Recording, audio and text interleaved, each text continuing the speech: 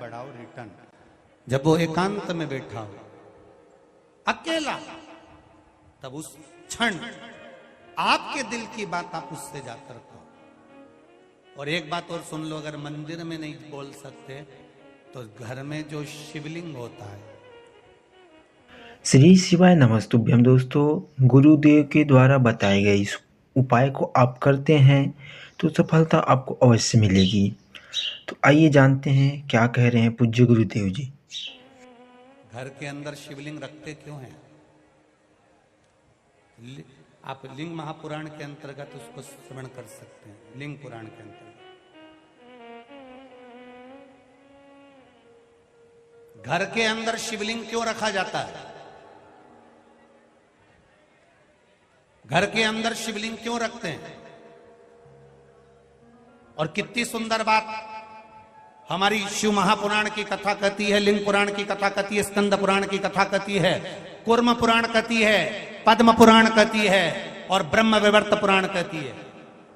घर में शिवलिंग है और मान लो घर में आपने रोज बाबा को जल चढ़ाया, रोज आपने पूजन करी, रोज आराधना करी, रोज शिव जी को जल समर्पित कर रहे हो, और मान लो बीच में रजो धर्म आ गया या आप कहीं चले गए और घर में कोई पूजन करने वाला नहीं है, तो शिव महापुराण की कथा यहाँ तक कहती है कि घर में जो शिवलिंग है अगर आप उसको ना छुएंगे, बाहर भी चले गए, रखा हुआ है, किसी ने जल भी नहीं चढ़ाया, किसी ने पुष्प भी नहीं चढ़ाया, किसी ने कोई चावल का दाना भी नहीं चढ़ाया, अगर आप घर में रखी हुई एक बेलपत्र भी भले वो सूख गई हो, कैसी भी हो, अगर बेलपत्र सूख भी गई हो तो वो बेलपत्र भी आप शिव जी के पास में रखकर चले जाएंगे तो आपने कितने दिन जल नहीं चढ़ाया उसका खाते में रहेगा, इस शरीर दोष नहीं लगेगा। एक बेलपत्र में वो फल होता है, एक बेलपत्र में वो बल होता है कि गंगा के जल के बराबर, सरयू के जल के बराबर, कावेरी, छिपरा, नर्मदा के जल के बराबर बेलपत्री मात्र शिव के करीब में रखी रहती है, तो वो जल के बराबर ही रखी रहती है कि रोज आप जल चढ़ा रहे हैं शिव जी।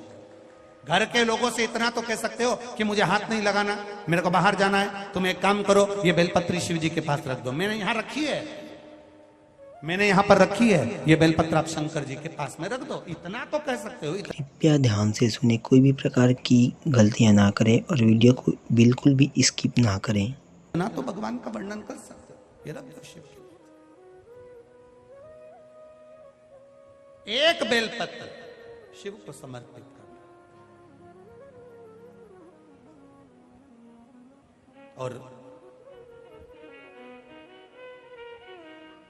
10 दिन हो गए, 8 दिन हो गए, 15 दिन हो गए, 20 दिन हो गए, कोई बात नहीं, दुखी मत होना। शिव तुम्हारे हैं और तुम शिव के, भटकना नहीं है, भटकना नहीं है, तुम शिव के हो, शिव तुम्हारा।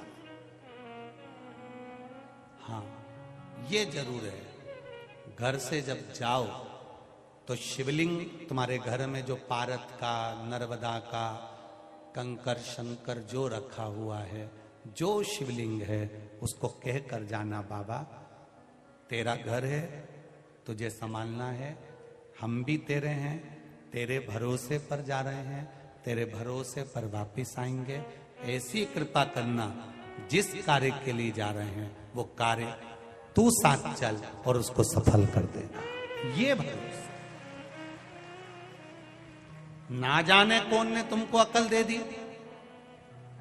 ना जाने कौन ने तुमको ऐसी बुद्धि दे दी कि भगवान को डलिया में लेकर जहां जाओ भगवान को डलिया में लेकर जाओ। ये कौन ने अकल दी है? ये कौन ने बुद्धि दी तुमको? कौन ने कहा तुमसे कि तुम भगवान को डलिया में बिठाकर उनके धक्के खिलाओ?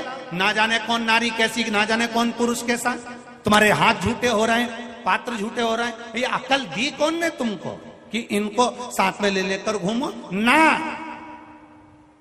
वो घर का सेठ है, घर का मालिक है, तुम कहीं पर भी जाओ, संभालना उसकी जवाबदारी है।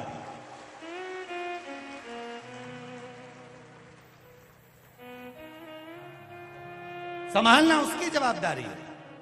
शिवलिंग है, घर में रखो।